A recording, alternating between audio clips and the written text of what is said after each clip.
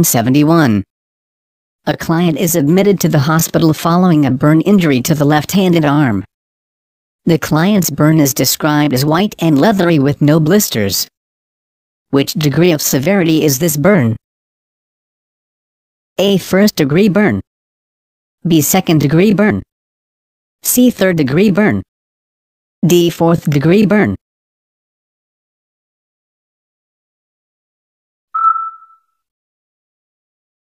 Answer: C. Third-degree burn may appear white, red, or black and are dry and leathery with no blisters. There may be little pain because nerve endings have been destroyed. First-degree burns are superficial and involve the epidermis only. There is local pain and redness but no blistering. Second-degree burn appear red and moist with blister formation and are painful. Fourth-degree burns involve underlying muscle and bone tissue. Question 72. The nurse is caring for a client with a new donor site that was harvested to treat a new burn. The nurse positioned the client to A. Allow ventilation of the site. B. Make the site dependent. C. Avoid pressure on the site. D. Keep the site fully covered.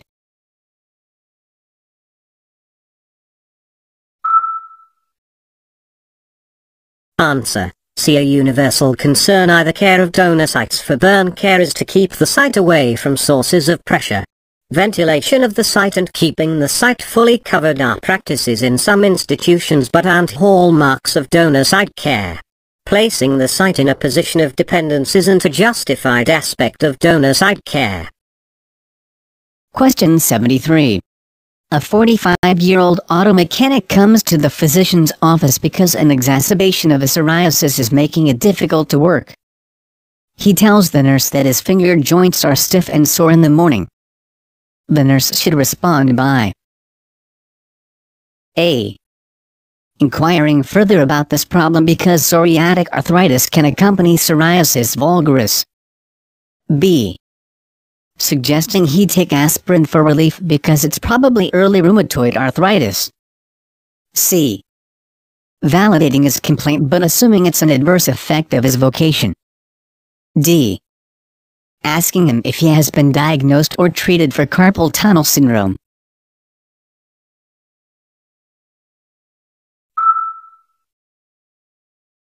Answer: To anyone with psoriasis vulgaris who reports joint pain should be evaluated for psoriatic arthritis.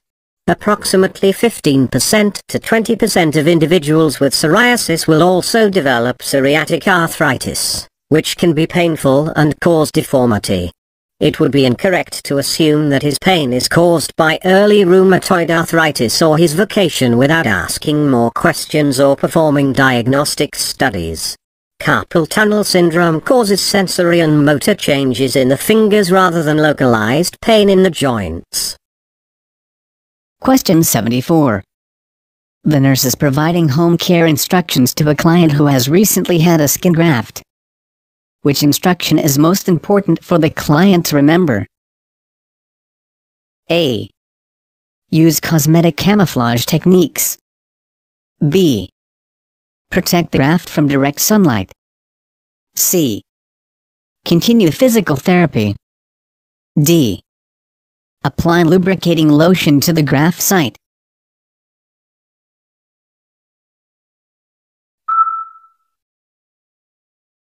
Answer: B. To avoid burning and sloughing, the client must protect the graft from sunlight. The other three interventions are all helpful to the client and his recovery but are less important. Question 75. A 28-year-old female nurse is seen in the employee health department for mild itching and rash of both hands. Which of the following could be causing this reaction? A. Possible medication allergies. B. Current life stressors she may be experiencing. C. Chemicals she may be using and use of latex gloves. D. Recent changes made in laundry detergent or bath soap.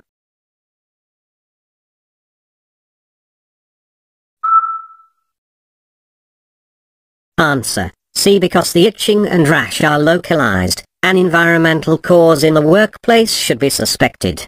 With the advent of universal precautions, many nurses are experiencing allergies to latex gloves, allergies to medications, laundry detergents, or bath soaps, or a dermatologic reaction to stress usually elicit a more generalized or widespread rash. Question 76. The nurse assesses a client with urticaria. The nurse understands that urticaria is another name for A. Hives, B. A toxin, C. A tubercle, D. A virus.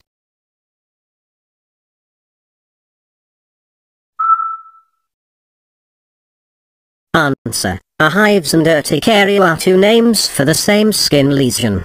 Toxin is a poison. A tubercle is a tiny round nodule produced by the tuberculosis bacillus. A virus is an infectious parasite.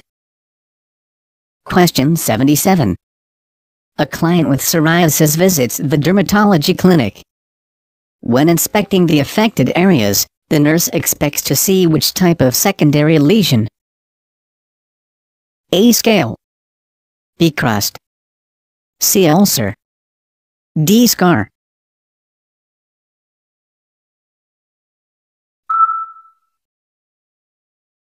Answer. A scale is the characteristic secondary lesion occurring in psoriasis. Although crusts, ulcers, and scars also are secondary lesions in skin disorders, they don't accompany psoriasis.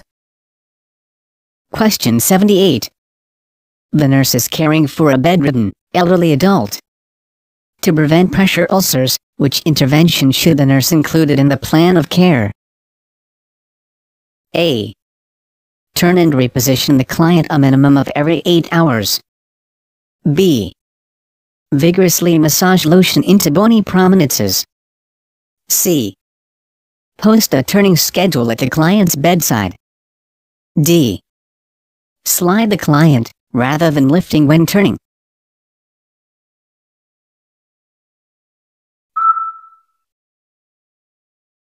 Answer. See, a turning schedule with a signing sheet will help ensure that the client gets turned and thus, help prevent pressure ulcers. Turning should occur every 1-2 hours, not every 8 hours for clients who are in bed for prolonged periods. The nurse should apply lotion to keep the skin moist but should avoid vigorous massage, which could damage capillaries. When moving the client, the nurse should lift rather than slide the client to avoid shearing. Question 79. Following a full-thickness third-degree burn of his left arm, a client is treated with artificial skin. The client understands post-operative care of the artificial skin when he states that during the first 7 days after the procedure, he'll restrict A. range of motion, B. protein intake, C. going outdoors, D. fluid ingestion.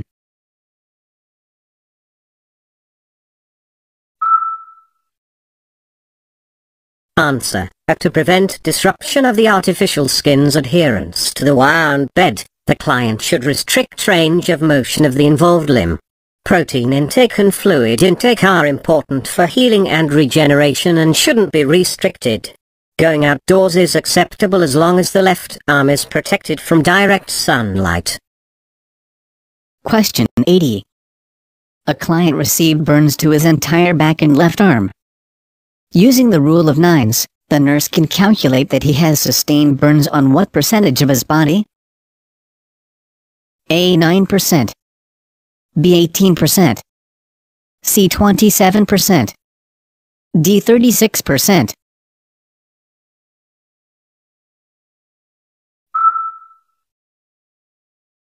Answer. C. According to the rule of nines, the posterior and anterior trunk and legs each make up 18% of the total body surface. The head, neck, and arms each make up 9% of total body surface, and the perineum makes up 1%. In this case, the client received burns to his back 18% and one arm 9%, totaling 27%. Question 81. The nurse is providing care for a client who has a sacral pressure ulcer with wet to dry dressing. Which guideline is appropriate for a wet to dry dressing? A. The wound should remain moist from the dressing. B. The wet to dry dressing should be tightly packed into the wound. C. The dressing should be allowed to dry out before removal. D. A plastic sheet type dressing should cover the wet dressing.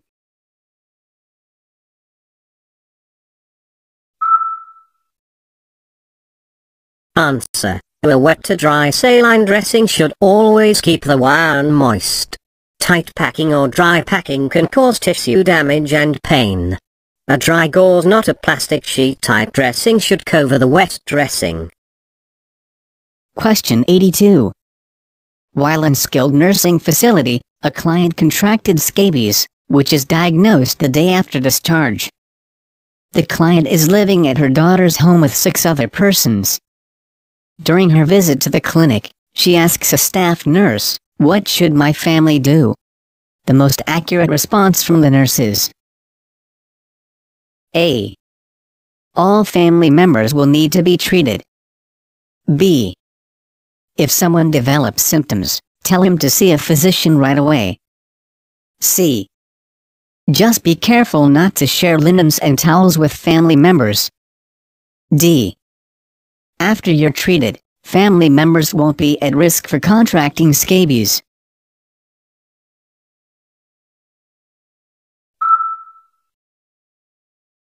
Answer. When someone in a group of persons sharing a home contracts scabies, each individual in the same home needs prompt treatment whether he's symptomatic or not. Towels and linens should be washed in hot water. Scabies can be transmitted from one person to another before symptoms develop. Question 83. In an industrial accident, client who weighs 155 pounds 70.3 kilograms sustained full thickness burns over 40% of his body. He's in the burn unit receiving fluid resuscitation. Which observation shows that the fluid resuscitation is benefiting the client? A. A urine output consistently above 100 milliliters per hour. B. A weight gain of 4 pounds 1.8 kilograms in 24 hours. C. Body temperature readings all within normal limits. D. An electrocardiogram ECG showing no arrhythmias.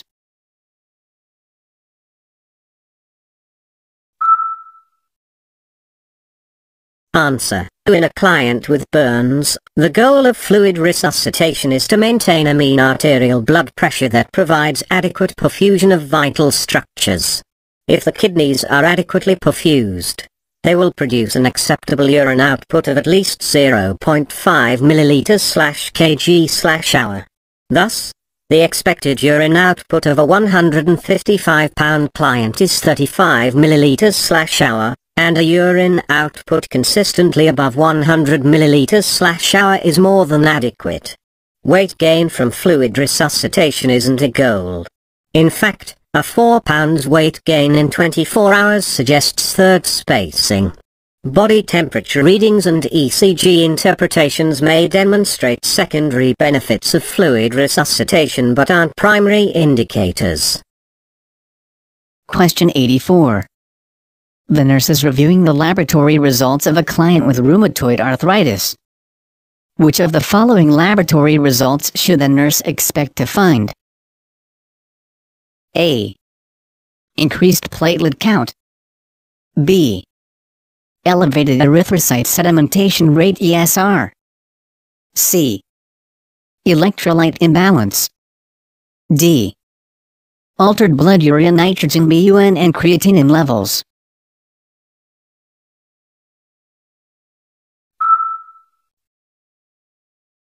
Answer. When the ESR test is performed to detect inflammatory processes in the body. It's a non-specific test, so the healthcare professional must view results in conjunction with physical signs and symptoms. Platelet count, electrolytes, BUN, and creatinine levels aren't usually affected by the inflammatory process. Question 85. Which nursing diagnosis takes the highest priority for a client with Parkinson's crisis? A. Imbalanced nutrition, less than body requirements. B. Ineffective airway clearance. C. Impaired urinary elimination. D. Risk for injury.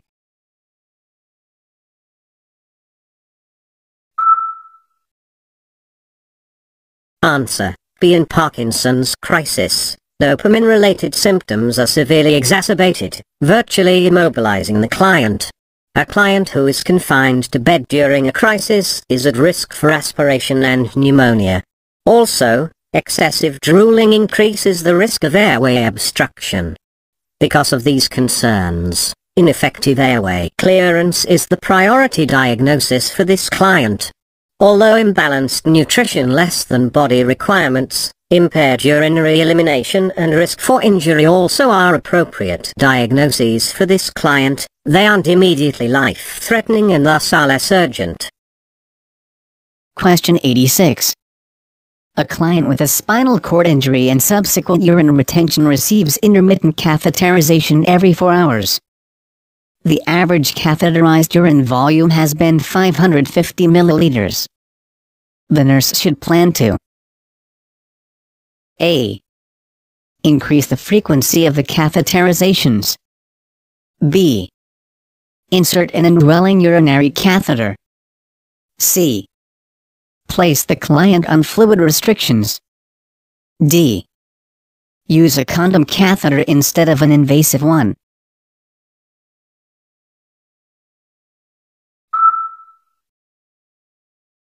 Answer. As a rule of practice, if intermittent catheterization for urine retention typically yields 500 milliliters or more, the frequency of catheterization should be increased. Indwelling catheterization is less preferred because of the risk of urinary tract infection and the loss of bladder tone. Fluid restrictions aren't indicated for this case. The problem isn't overhydration, rather it's urine retention. A condom catheter doesn't help empty the bladder of a client with urine retention.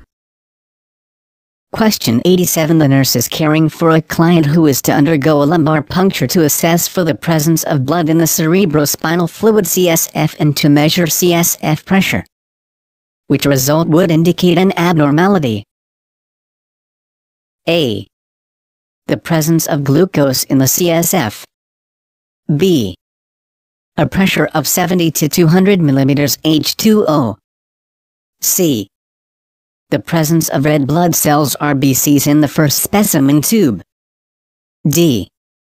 A pressure of 00 to 250 mm H2O.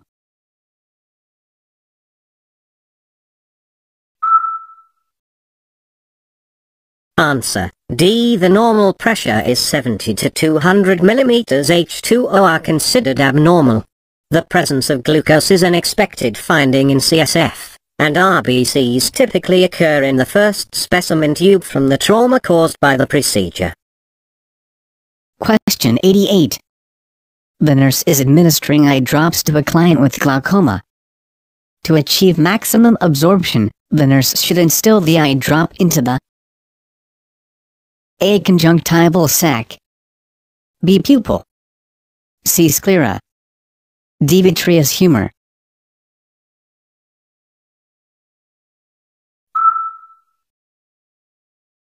Answer. The nurse should instill the eye drop into the conjunctival sac where absorption can best take place. The pupil permits light to enter the eye. The sclera maintains the eye's shape and size. The vitreous humor maintains the retina's placement and the shape of the eye. Question 89. A 52-year-old married man with 2 adolescent children is beginning rehabilitation following a cerebrovascular accident. As the nurse is planning the client's care, the nurse should recognize that his condition will affect A. Only himself. B. Only his wife and children. C. Him and his entire family. D. No one, if he has complete recovery.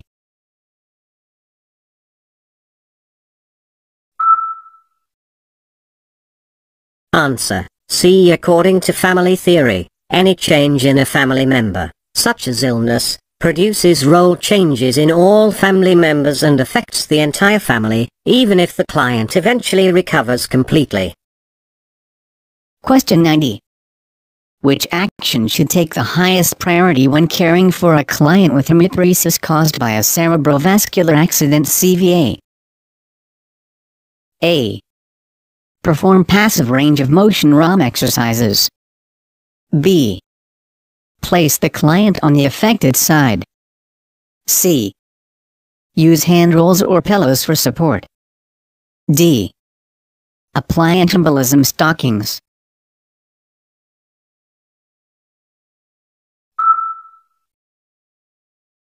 Answer B. To help prevent airway obstruction and reduce the risk of aspiration, the nurse should position a client with hemiparesis on the affected side. Although performing ROM exercises, providing pillows for support, and applying anti-embolism stockings can be appropriate for a client with CVA, the first concern is to maintain a patent airway,